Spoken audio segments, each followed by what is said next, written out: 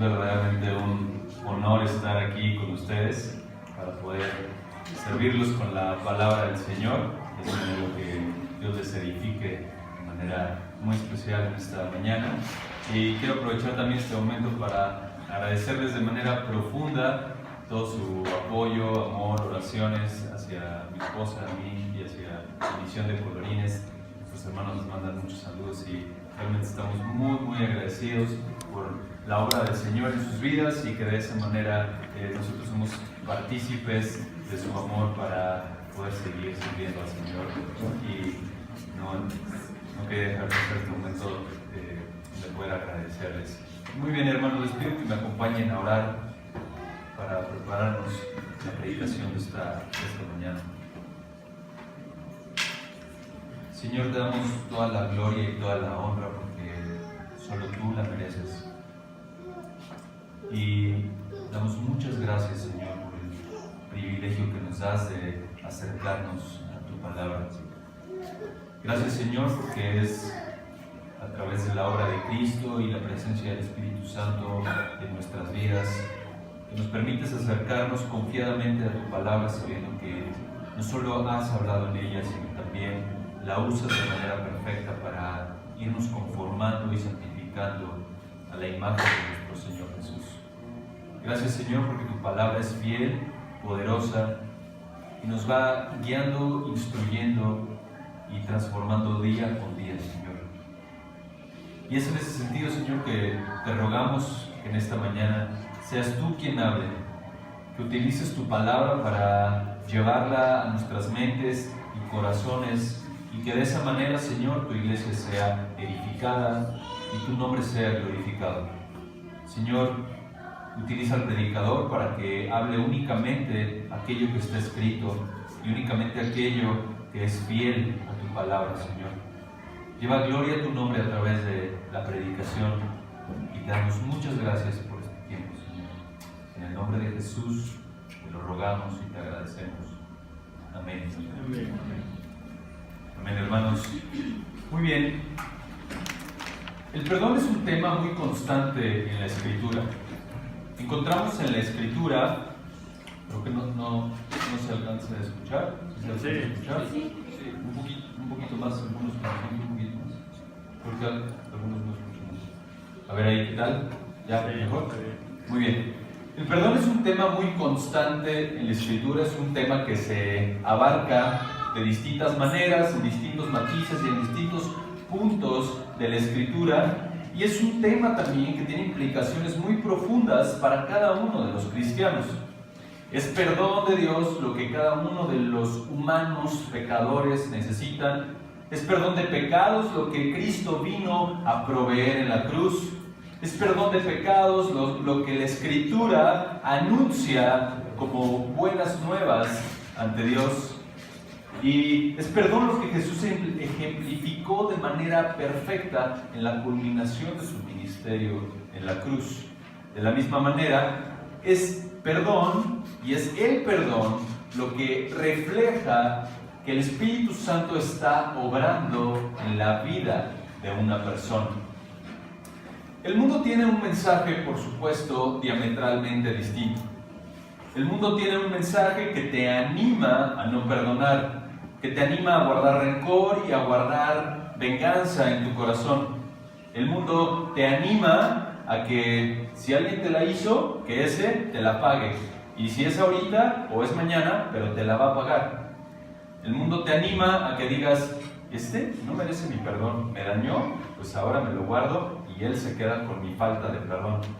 Y en realidad no me sorprende que el mundo ofrezca todo eso. El mundo es un sistema gobernado por Satanás que, por supuesto, se opone de manera contundente a los valores expresados en la Escritura. El problema está, mi querido hermano, cuando adentro de la iglesia y adentro de círculos cristianos, los mismos cristianos están dispuestos a no perdonar. Hay un dicho que tristemente se escucha en muchas iglesias que dicen, Dios que lo perdone, yo no.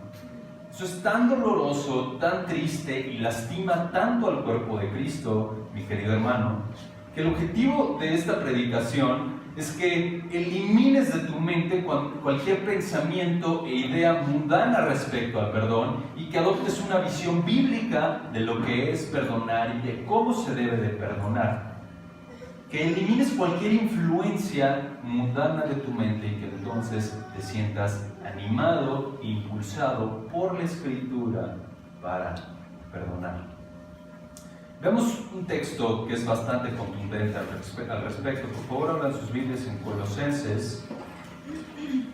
Colosenses, capítulo 3, versículos 12 y 13. Le doy lectura, Colosenses 3, 12 y 13.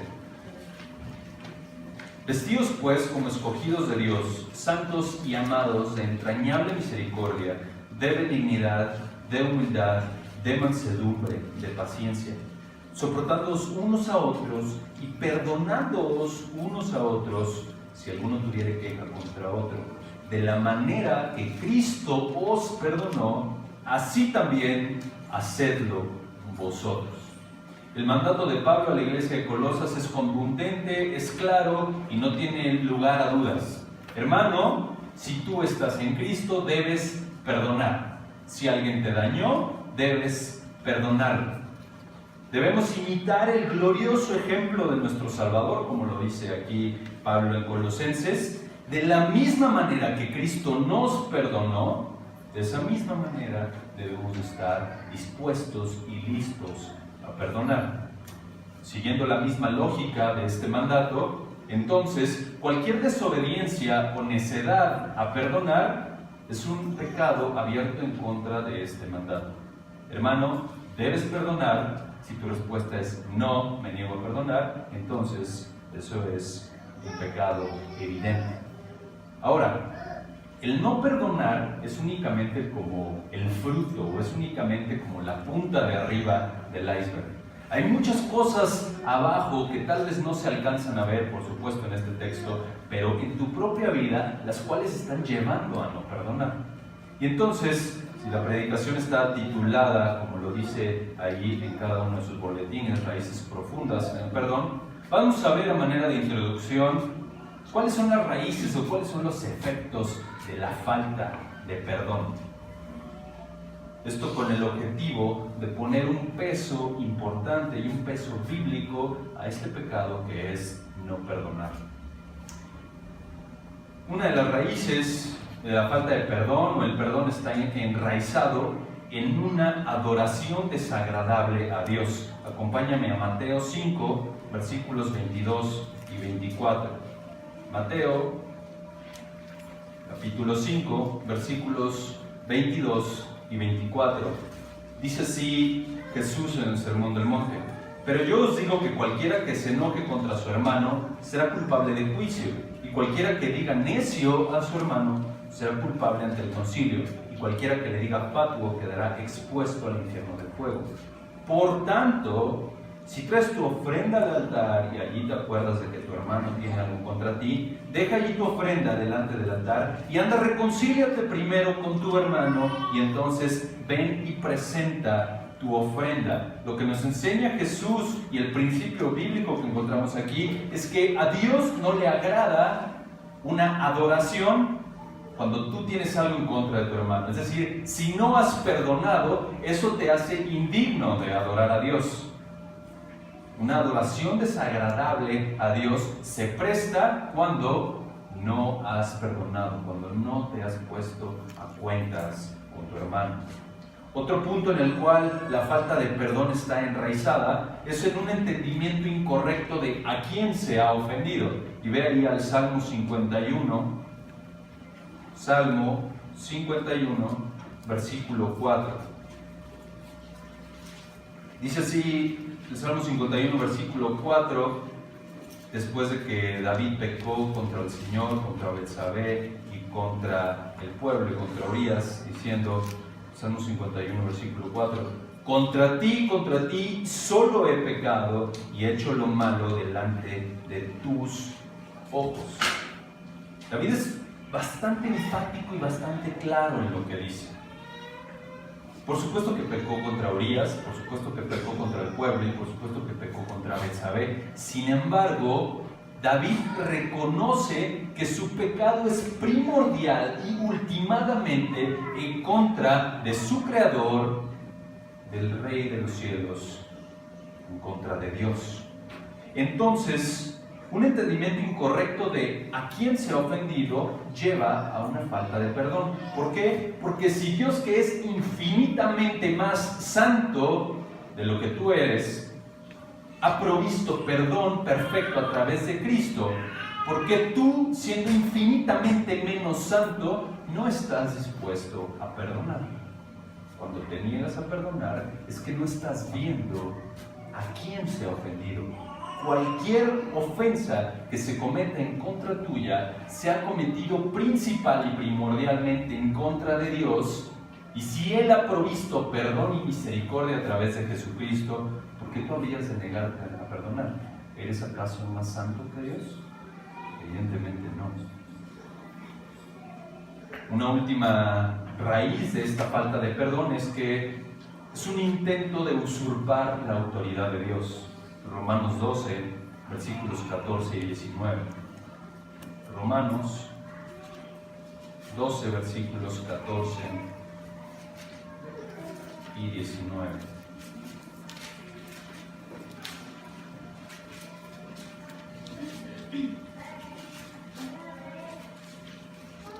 Pablo le dice a la iglesia de Roma en el versículo 14: bendecid a los que os persiguen, bendecid y no maldigáis.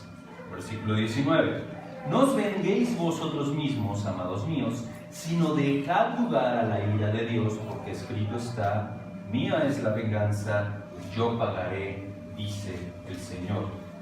Negarse a perdonar y acumular deseos de odio, venganza en el corazón es simplemente querer quitar a Dios de su autoridad como juez del universo. ¿Por qué? Porque cuando te niegas a perdonar, aunque tú explícitamente no lo estás diciendo, lo que hay adentro de tu corazón es: seguramente Dios no se está dando cuenta de esto y yo me voy a ocupar de esto. Yo me voy a vengar. Yo voy a vengar mi causa. Aunque no lo estás diciendo, estás reflejando: Dios, mira, si eres justo, si eres soberano, pero mira, la verdad es que no te estás dando cuenta de esto y yo me voy a vengar. Yo voy a tomar cartas en el asunto. Dios, la verdad es que, siempre dice tu palabra que eres omnisciente, pero pues para mí que no te diste cuenta de esto que me hicieron. ¿Dónde estás, Dios? Lo que hay detrás de la falta de perdón es la idea satánica de: Dios, tú no debes estar en el trono, yo debo estar en el trono. ¿Te das cuenta de eso? Entonces, ¿te das cuenta de lo terrible que es no perdonar? ¿Te das cuenta de lo terrible que es echar raíces de falta de perdón y amargura en tu corazón? Hermano, ese es el objetivo de esta predicación: que veas el peso de la falta de perdón, el peso de ese pecado, y que entonces puedas arrepentirte. ¿Cómo podemos echar raíces profundas en el perdón? Acompáñenme por favor a Filemón, que es el texto que estaremos estudiando en esta mañana. Filemón es una carta muy pequeña encontrada entre Tito y Hebreos. Filemón, y vamos a estudiar los versículos 15 y 16. Antes de entrar de lleno a la carta, quiero platicarles un poco del contexto histórico en el cual se encuentra ubicada esta carta, porque es fundamental para entenderla. Encontramos en esta carta tres personajes principales. Encontramos a Pablo, encontramos a Filemón y encontramos a Onésimo. Primero, ¿quién es Filemón? Filemón es un hermano que vivía en la ciudad de Colosas, y este hermano tenía cierta posición económica que le permitía prestar su casa para la iglesia. No era muy común en el primer siglo tener una casa lo suficientemente grande para albergar una iglesia, pero Filemón tenía esa posibilidad y era un hermano que amaba al Señor, amaba a la iglesia, y Pablo también le amaba por el servicio que prestaba a la iglesia. Entonces, este hermano, como lo puedes ver ahí en el versículo 2 de Filemón, él prestaba su casa para la iglesia. Entonces, Filemón era sumamente amado por Pablo. Pablo lo considera, como dice en el versículo 1, un colaborador suyo, es decir, alguien que trabaja con el mismo enfoque de ministerio que es la propagación del Evangelio para la gloria de Dios. Ahora, ¿con qué objetivo le escribe Pablo a este querido hermano Filemón? Lo que pasó es que tiempo atrás de que Pablo le escribiera, Filemón tuvo un esclavo. Este esclavo se llamaba Onésimo. Y nuestro querido hermano Filemón fue traicionado por Onésimo. Onésimo le robó y se fue fugitivo de su casa. Y entonces Onésimo se convierte en este esclavo fugitivo que dañó a Filemón y por alguna razón, de manera providencial, Onésimo va a dar a Roma. En Roma estaba el apóstol Pablo. ¿Cómo es que el apóstol Pablo y Onésimo se encontraron? No lo sabemos. Pero cuando Onésimo huye a Roma, que era el lugar en donde típicamente todo fugitivo huía, porque era la metrópoli más grande de aquellos tiempos, entonces creía que podía escabullirse entre el cúmulo de gente y se encuentra con el apóstol Pablo. ¿Qué hace el apóstol Pablo cuando conoce a Onésimo? Lo que hacía con todas y cada una de las personas con las que se encontraba. Le predica el Evangelio. Y Dios de manera soberana le da salvación a Onésimo. Onésimo nace de nuevo y entonces Pablo desarrolla una relación un tanto profunda con Onésimo. Observa ahí en el versículo 10, Pablo le llama a Onésimo su hijo, es decir, alguien que llegó a los pies de Cristo por la propia predicación del apóstol Pablo. Pablo estaba encarcelado en Roma, estaba en un arresto domiciliario. Entonces Pablo y Onésimo se conocen, Onésimo cree el Evangelio, desarrollan una relación un tanto profunda y entonces seguramente Onésimo en algún punto de las pláticas que tuvo con el apóstol Pablo le platicó su pasado, le platicó de dónde el Señor lo salvó. Le dijo, pues yo me fugué de Colosas, traicioné a mi amo. Oye, Onésimo, ¿cómo se llamaba tu amo? Filemón.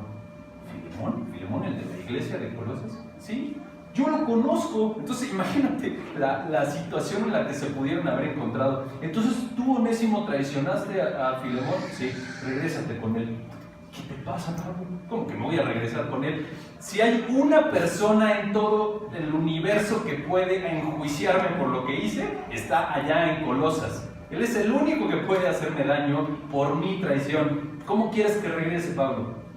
Pues seguramente Pablo animó a Onésimo que regresara como un reflejo y un fruto de la obra que Cristo había hecho a él. Entonces Pablo le dice a Onésimo, está bien, vas para allá, pero no vas solo.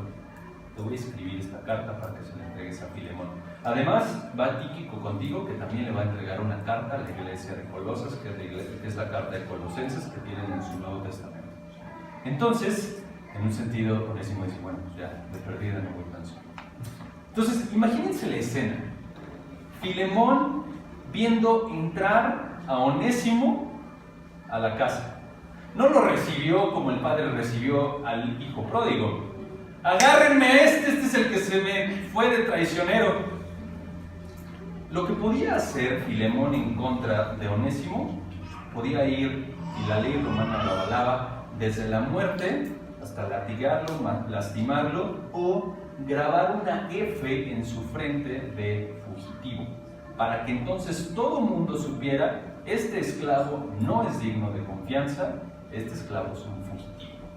Entonces, seguramente Onésimo iba entrando con que le temblaban las piernas y le decía a Tíquico, pues tú camina enfrente, no me inventes ahorita, ven cómo me va a ir.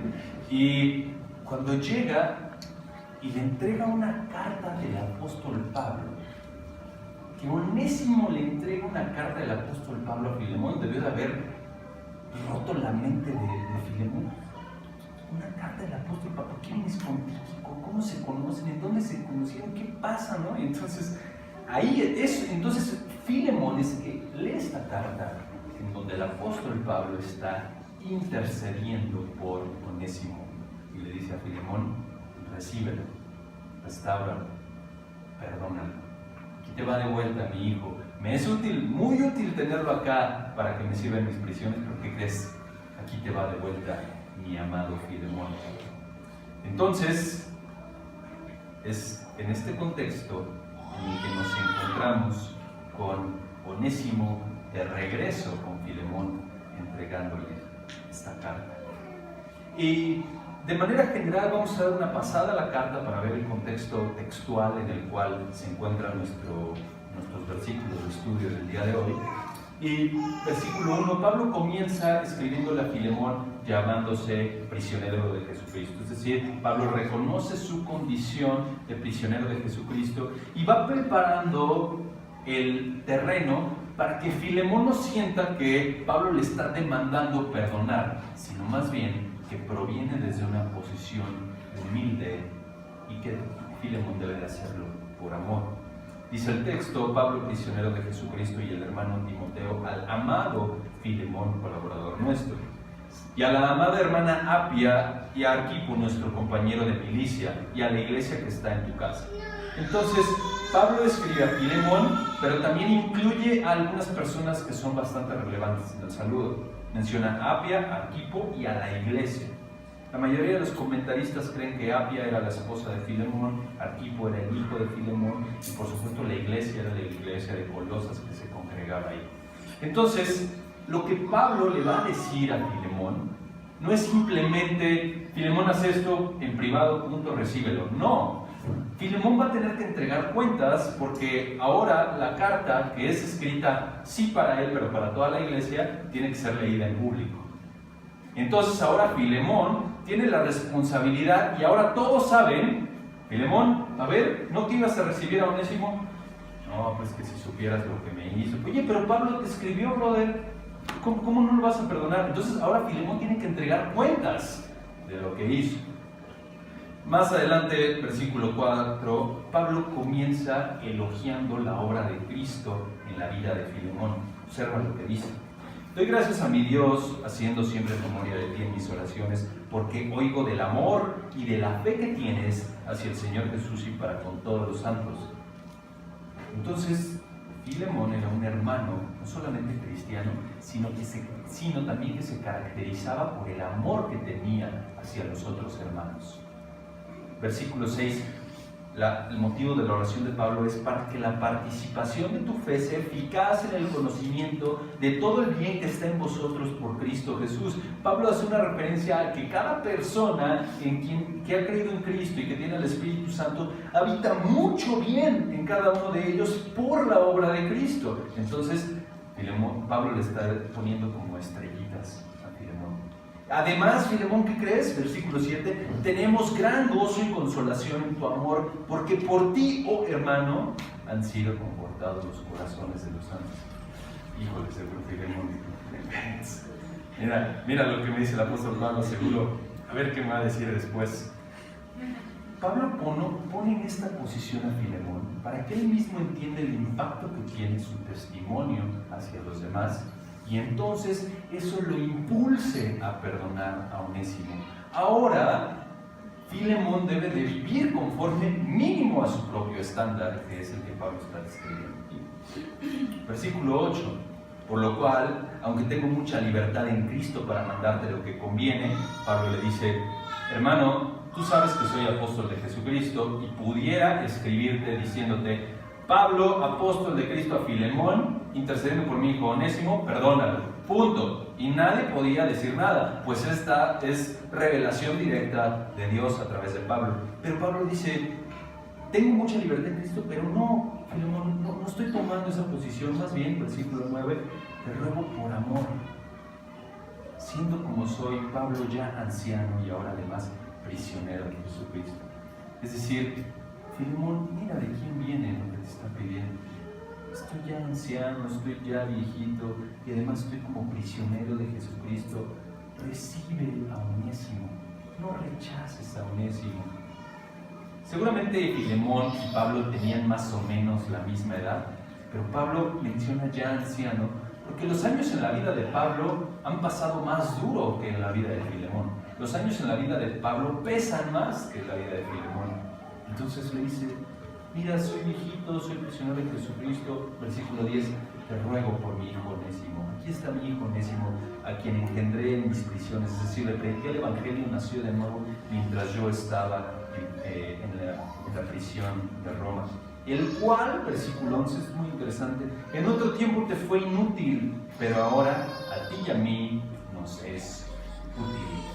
Pablo le dice a Filemón, seguramente tú y yo sabemos que Onésimo, quien fue tu esclavo, antes te fue inútil. ¿Por qué? Por haberte traicionado, porque se fue, porque te robó. Pero ¿qué crees? Ahora no solamente te es útil a ti, que va de regreso, sino también a mí me es útil. Ahora, ¿qué hago? Versículo 12, el cual vuelvo a enviarte. Tú pues recíbele como a mí mismo. ¿Alguien tiene la Biblia de las Américas? ¿Quién trae la Biblia de las Américas?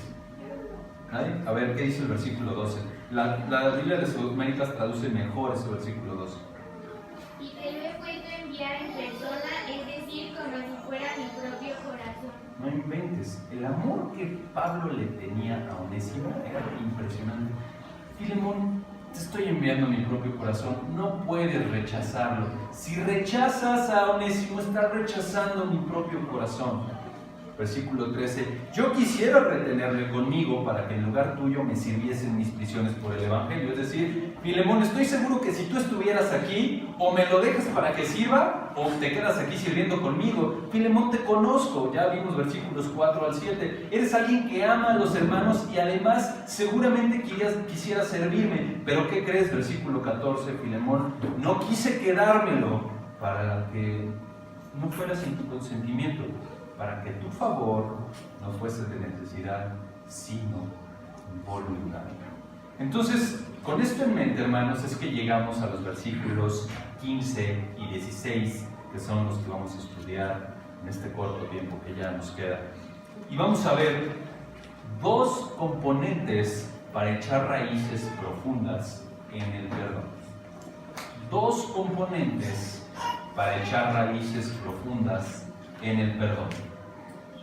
Primer componente, control total, versículo 15. Segundo componente, comunión restaurada, versículo 16.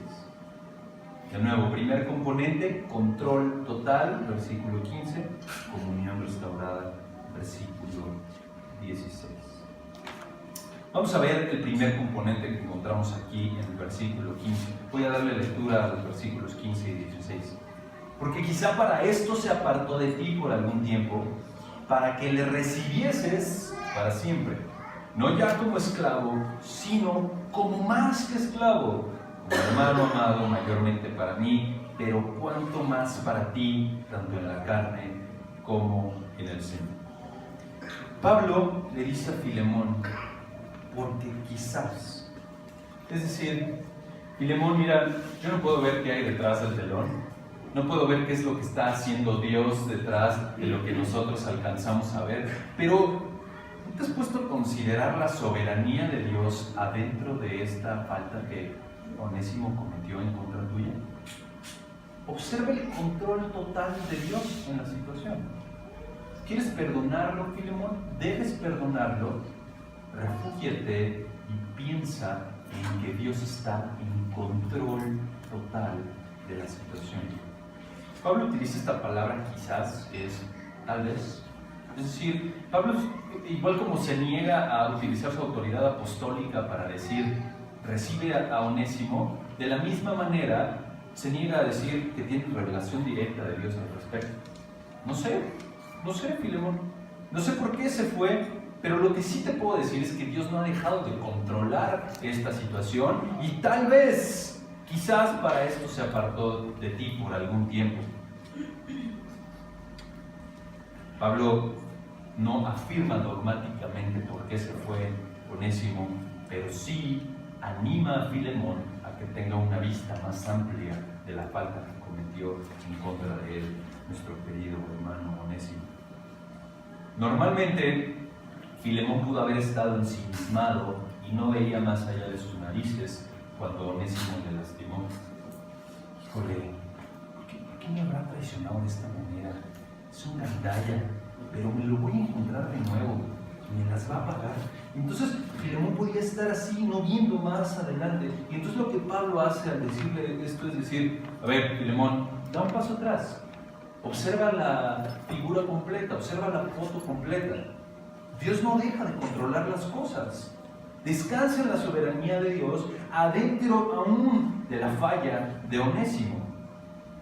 Pablo mismo se pone de ejemplo en cómo descansar en la soberanía de Dios adentro de las dificultades.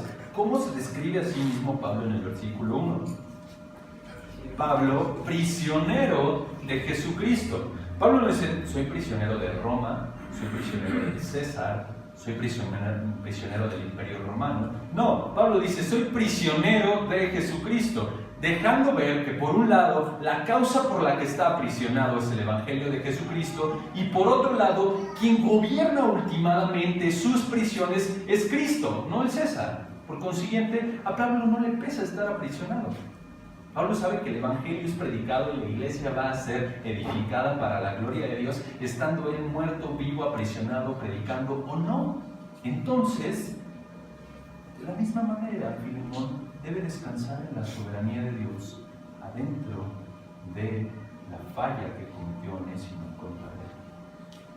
Cristo, quien sustenta todas las cosas por la palabra de su poder, según Hebreos 1:3, es quien tiene a Pablo aprisionado y quien también tiene a Onésimo y a Filemón adentro de esa situación. No está escapando para nada dentro del control de Dios. Al contrario, Dios está obrando para su gloria y para la santificación de cada uno de ellos en medio de esa situación. De la misma manera, Filemón y Onésimo no son elementos aislados de la obra de Dios, son elementos que Él viene controlando para sus propósitos, para su gloria. Entonces, viendo la soberanía de Dios, es que Filemón puede sentirse más animado a perdonar. Observando que Dios está gobernando por completo la situación, es que entonces Filemón puede sentirse impulsado a decir, amén, Dios estaba gobernando esto, no pasa nada, Onésimo, bienvenido, adelante. En contraste, si Filemón está únicamente pensando en la fechoría que hizo Onésimo, le va a ser imposible perdonar.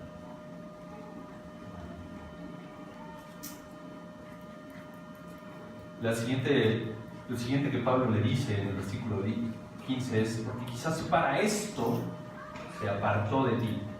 Para esto, es decir, hay un propósito divino adentro de eso. Adentro de todo lo que pasa, adentro de todo lo que vives, Filemón, hay un propósito divino en esto. No es algo ajeno a los propósitos de Dios. La Cueva, en su traducción del comentario de Matthew Henry, comenta, sin percatarse de ello, Onésimo había estado en manos de Dios cuando creía escaparse para siempre de su amo. No estaba escapando de nadie. Al menos no estaba escapando de las manos de Dios. Dios estaba en control y sigue en control. La situación jamás salió del control de Dios. Y luego Pablo le dice, quizás se apartó. ¿Se apartó? O sea, es un verbo pasivo el que se utiliza ahí. ¿Cómo que se apartó? ¿Él se fue? ¿Él me robó? Pablo no utiliza una frase directa hacia Onésimo, sino más bien preserva que Filemón tenga esta visión amplia y dice, se apartó de ti, brother, no pasa nada. No, pero se fue, me hizo, me la paga. No, se apartó de ti, no pasa nada. Observa cómo Dios controla todas las cosas y cómo Dios está gobernando todas las cosas. En vez de enjuiciar a Onésimo, anima a Filemón a que observe la figura completa o la foto completa. Por algún tiempo, le dice Pablo a Filemón, literalmente es por una hora. Es decir, Filemón, ¿cuánto tiempo pudo haber durado su separación en vista de la soberanía de Dios? Si uno, cuando tiene una prueba, cuando tiene una dificultad o cuando alguien lo ofende, observa primero la soberanía de Dios en vez de observar la ofensa, entonces tiene la capacidad de ver el plan eterno de Dios, no porque puedas ver más allá, sino sabes que Dios está gobernando eternamente las cosas.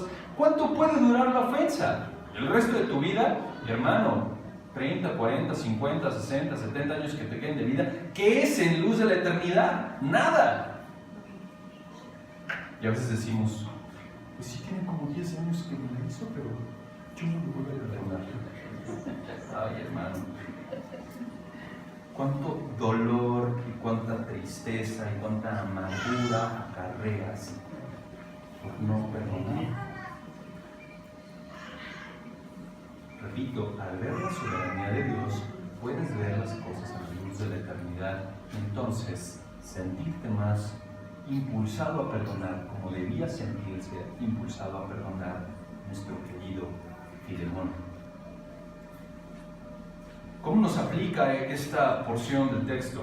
¿Cómo nos aplica este principio del control total de Dios sobre las cosas? Pues hermano, echa raíces profundas en el perdón viendo la soberanía de Dios.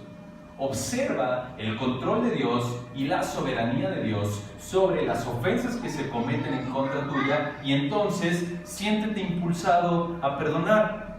Hermano, las ofensas que cometen en contra de ti no salen de los propósitos de Dios. Dios no dejó de controlar cuando alguien te dañó o cuando alguien te ofendió. Lo importante es que Dios está trabajando ahí para tu santificación. Pastor MacArthur comenta que las ofensas en contra de nosotros son tanto tentaciones como pruebas. La distinción está en cómo las afrontes. Si no perdonas y agarras rencor en tu corazón, entonces te estás sucumbiendo ante la tentación de no perdonar. Pero si permaneces firme confiando en la soberanía de Dios y perdonas, entonces es una prueba que fortalece tu fe. En ese sentido, ver la soberanía de Dios en tus ofensas te hace ver, mi querido hermano, que tú no eres el centro del universo. Tú no eres el punto principal de la historia del universo. Si alguien te ofendió, no pasa nada, va a pasar el resto de tus días. Perdona. Si te quedas ensimismado pensando en la ofensa, entonces crees que el mundo gira en torno a tu vida. Que Él venga a pedirme perdón, pero yo no voy a ir, hermano. Perdona, hermano. De la misma manera, no perdonar refleja desconfianza en la soberanía de Dios. Si no estás confiando en la soberanía de Dios, si no estás confiando en el control total de Dios sobre tu vida, sobre tus situaciones y sobre el resto de la historia de la humanidad y el universo, si no estás confiando en eso, no puedes sentirte animado a perdonar. Vas a creer que Dios se le escapó eso y entonces vas a pecar no perdonando.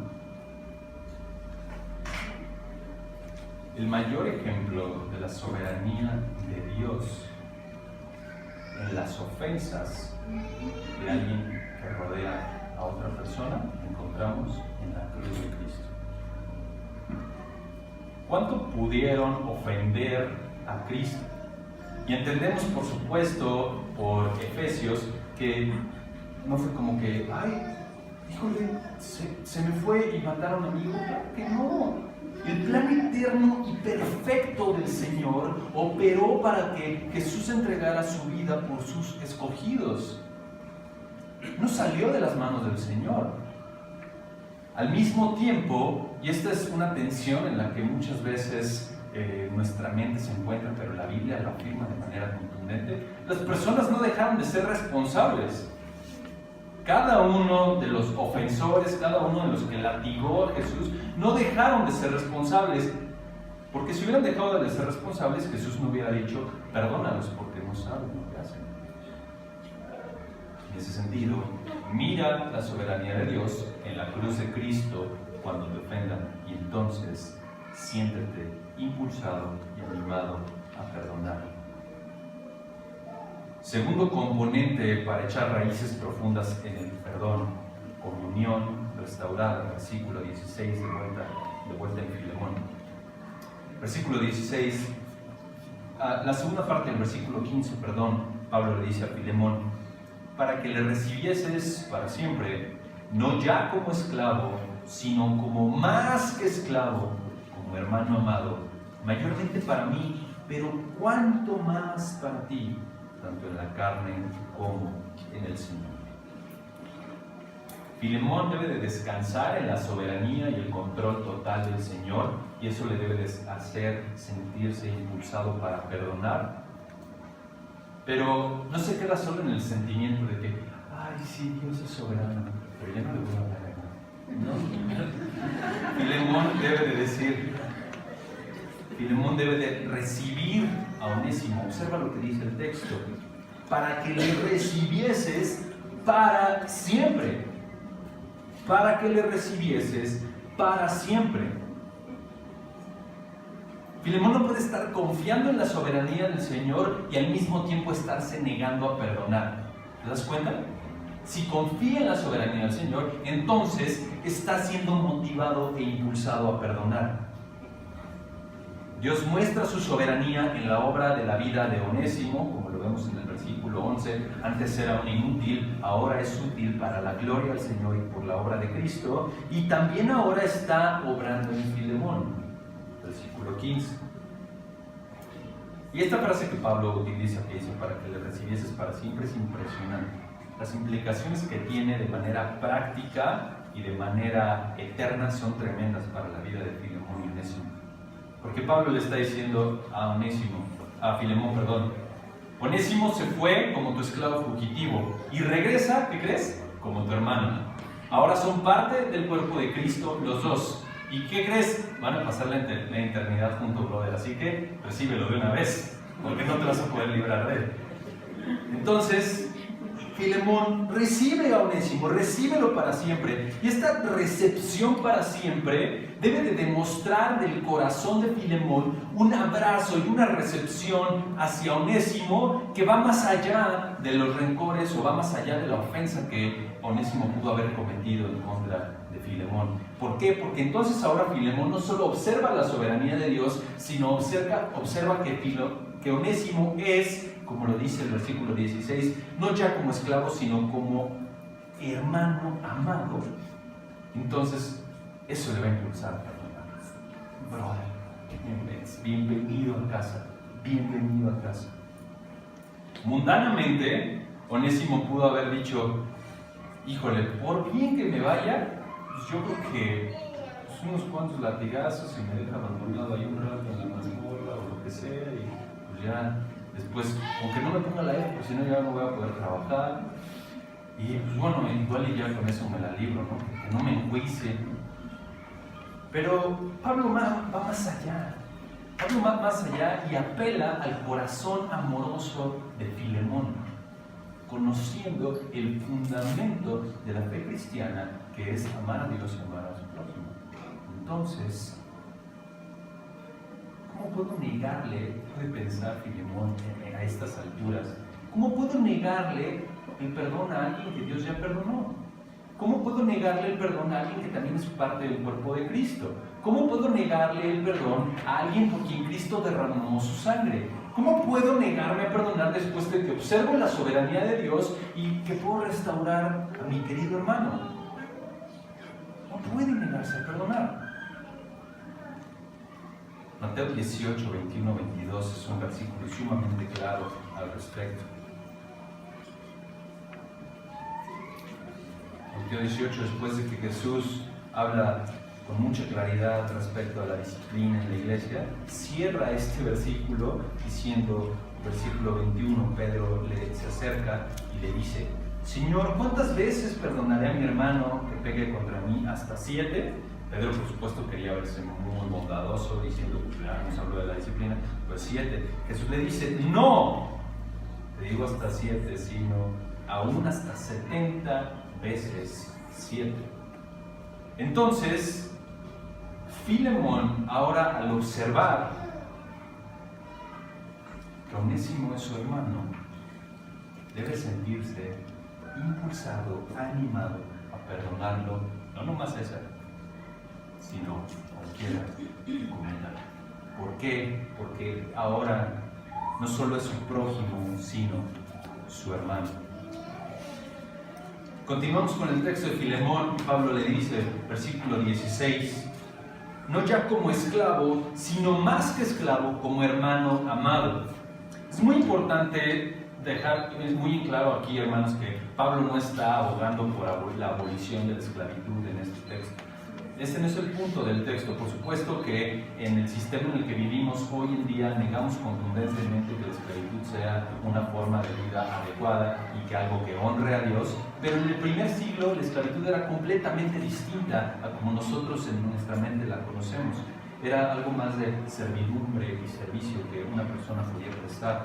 Entonces, Pablo no le dice que rechace su posición social como esclavo, sino que coloque la posición que tiene junto con él en Cristo por encima de su posición social. ¿Se dan cuenta? No ya como esclavo, sino más que esclavo, como hermano amado. Filemón y Onésimo pueden ser el ejemplo perfecto de lo que observamos en Colosenses capítulo 3, versículos 22 hasta el 4:1. Colosenses.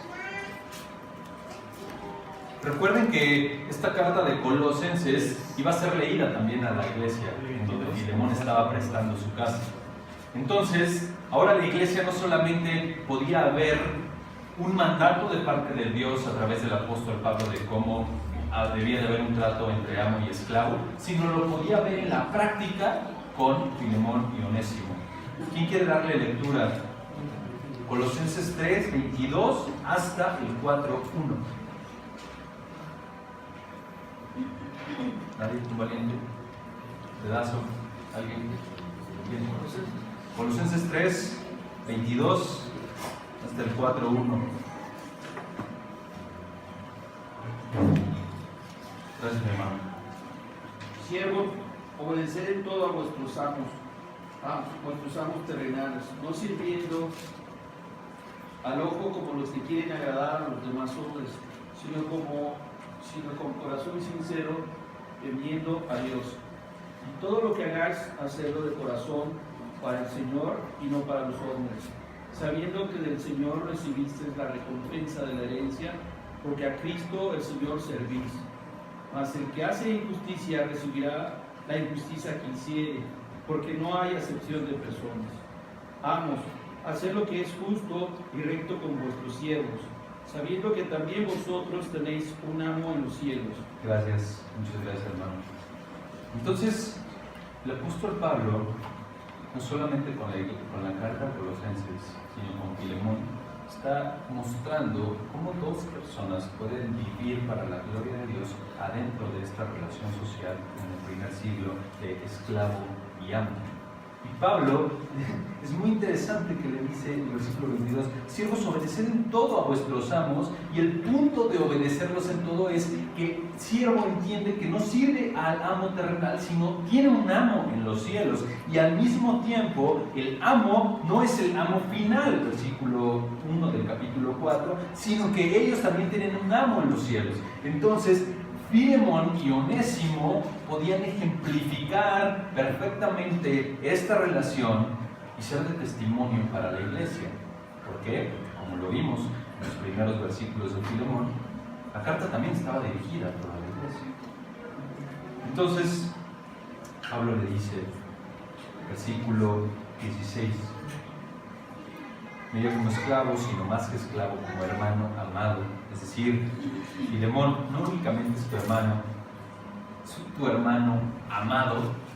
Así como Pablo le llama a la esposa de Filemón en el versículo 2, amada hermana Apia, y así como Pablo destaca que el amor de Filemón en el versículo 7 es lo que le ha traído consolación a él mismo, porque el amor de Filemón es un reflejo constante. El versículo 9, Pablo le ruega a Filemón que haga las cosas por amor.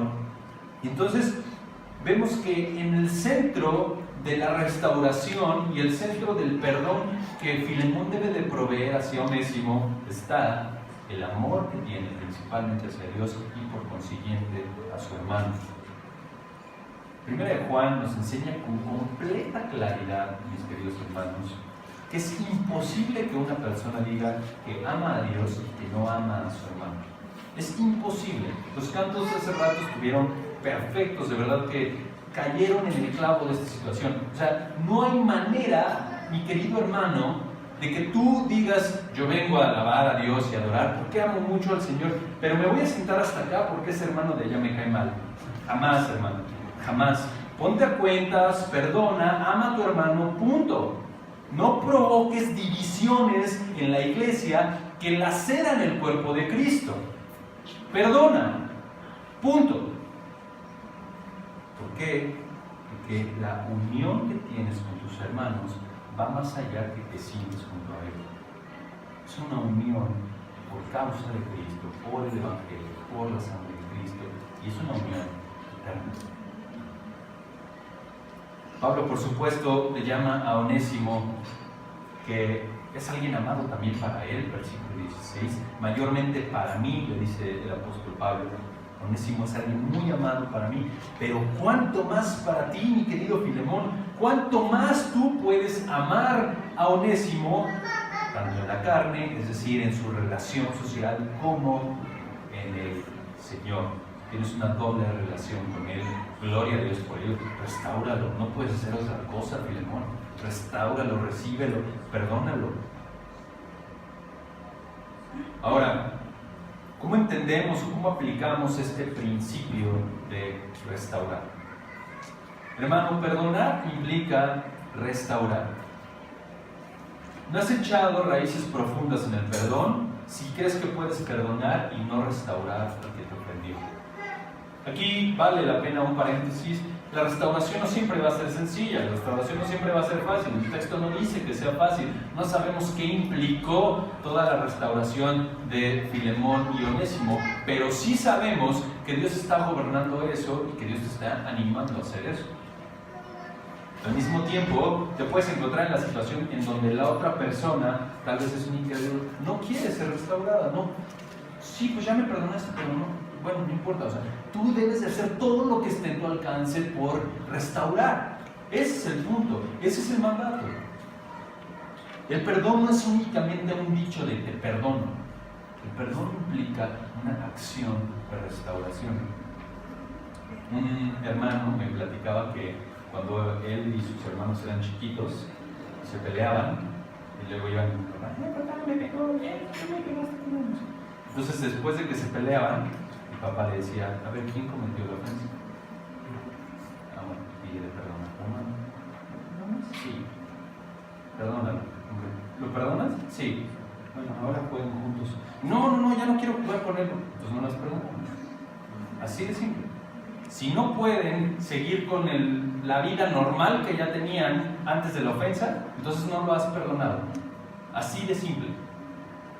Para los que estamos casados, hermanos, esto es algo de todos los días que tenemos que aprender a perdonar, porque luego te dices, ay, es que no me gustó la sal que le puso el gobierno.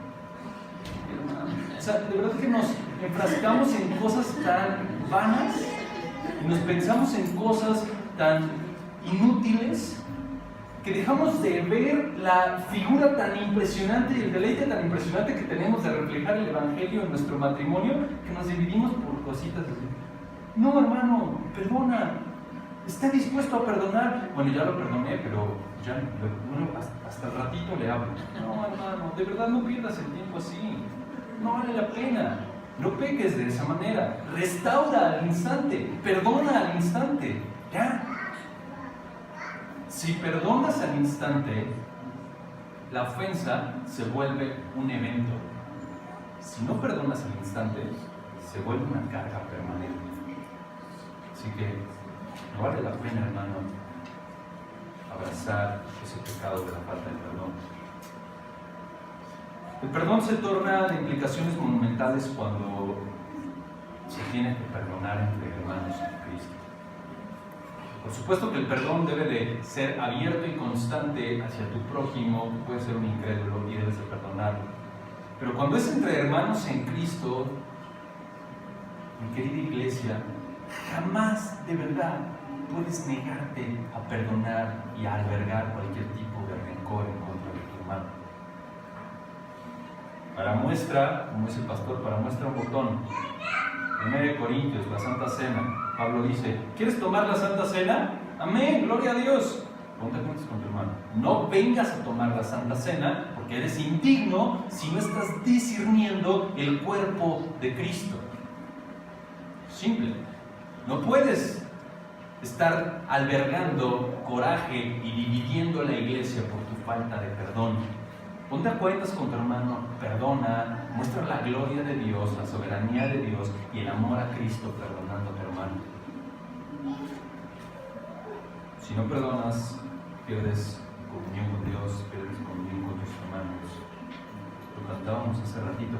¿Cómo voy a venir a cantar y decir, Dios te amo, y si traigo algo en contra de mi hermano? O sea, verlo de esa manera tan práctica. No es posible, ¿no? Debes echar raíces profundas en el perdón, restaurando. Conclusiones, mi querido hermano. Conclusiones. La falta de perdón, de manera simple y llana, es un pecado. Debes arrepentirte, abandonar ese pecado y estar dispuesto a perdonar. ¿Cómo lo vas a hacer? Echa raíces profundas en el perdón. Observa la soberanía de Dios. Observa que, según Romanos capítulo 8, aún esa ofensa dentro de la soberanía de Dios está funcionando para tu bien y para la gloria de Él. No pasa nada. Perdona. Observa a Cristo. Observa la soberanía de Dios. Observa el sacrificio de Cristo y cuánto Él te ha perdonado para que te sientas animado a perdonar. Echa raíces ahí. Echa raíces también restaurando la comunión. No únicamente diciendo, bueno, sí, Dios, tú eres soberano, pero no perdono o no restauro. No. Al contrario, debido a que Dios es soberano, debido a que Dios está controlando todo, eso me anima a perdonar, restaurar y abrazar a mi hermano que me ha fallado. No pasa nada. La falta de perdón, mi querido hermano, es una enfermedad, es un cáncer que carcome a la iglesia. Si tú eres un miembro de la iglesia y no estás perdonando, hermano, vas a podrir a tu hermano de al lado. Perdona ya, de verdad. No albergues ningún tipo de falta de perdón, coraje o amargura en ese sentido. Si no te sientes animado a perdonar, si no sientes ganas de perdonar, John Owen tiene un consejo directo para ti. Tu falta de perdón solo muestra que no has sido perdonado. Necesitas el Evangelio si no te sientes animado a perdonar. Necesitas a Cristo. Necesitas correr ya a los pies de la cruz, arrepentirte y ver que Cristo es el único que puede salvarte y proveerte de la capacidad para perdonar. Antes de Cristo, sin Cristo, no vas a poder perdonar de corazón como la Escritura lo dice. Necesitas a Cristo. Si hoy estás aquí y estás escuchando este mensaje y no has entregado tu vida a Cristo, ni vas a poder perdonar y vas a pasar la eternidad en el infierno por ese y por otros pecados. Arrepiéntete, abandona tu pecado, confía en Cristo como tu Señor y tu Salvador. Y eso, no cabe la menor duda, mi querido hermano, que cuando observes la cantidad de pecados que el Señor te ha perdonado y su tremenda gracia al darte salvación, te impulsará de manera firme a poder perdonar. Solo el Evangelio puede capacitarte para perdonar. No te tardes, hermano. Si no has creído, cree y perdona. Si ya has creído, debido a que has creído, refléjalo, perdona. Vamos a ver. Precioso Dios, gracias por el perdón gigante que nos has dado en la cruz. Gracias porque por tu misericordia cada uno de nuestros pecados fue perdonado en la obra de Cristo. Gracias, Señor, que descansar en ello es el mayor deleite y jamás hubiéramos podido hacer nada ni merecer tremendo sacrificio y tremendo perdón en la obra de Cristo. Señor, ayúdanos a ver con mayor claridad tu soberanía, el sacrificio de nuestro Señor Jesús para perdonar a cualquiera que nos haya ofendido. Ayúdanos a ver que nosotros no somos el centro del universo. No, nada gira alrededor de nosotros, Señor. Somos parte de tu iglesia, un componente vital para tu gloria, pero no somos el centro del universo. Ayúdanos a ver tu soberanía, Dios, y así sentirnos anulados a tu amor. Padre, y al mismo tiempo, danos fuerza para que, por tu gracia, por tu palabra, por tu Espíritu Santo, no solo digamos que perdonamos, sino restauremos la comunión con aquel que nos ha ofendido. Por favor, Señor, ayúdanos. No permitas que la palabra deje de dar el fruto para el cual tú la has puesto, Señor.